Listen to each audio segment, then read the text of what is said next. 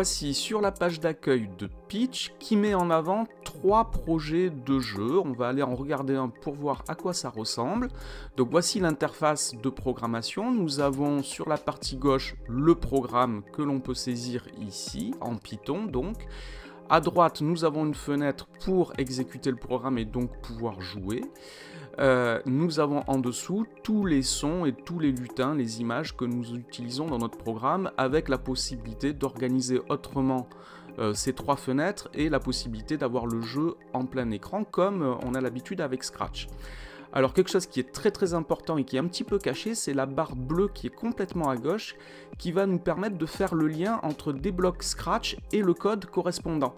Donc ici, je vois que pour chaque bloc Scratch correspond une ligne de code en Python que je peux copier ici et coller dans mon programme. Et si je clique sur le point d'interrogation, j'ai des explications sur l'utilisation de ces blocs.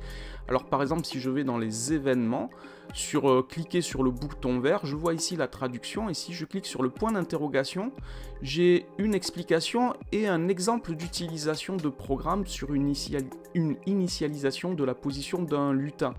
De la même façon, si je vais dans les boucles, par exemple celle-ci, j'ai la traduction et j'ai un exemple d'utilisation. Donc ici, on a vraiment la possibilité de passer facilement de Scratch à Python. La programmation d'un jeu en Python n'est pas facile, mais ici, c'est grandement aidé. Si je retourne sur la page d'accueil, il y a une autre aide qui est vraiment très utile, ce sont les tutoriels. Nous avons toute une série de tutoriels pour progresser doucement.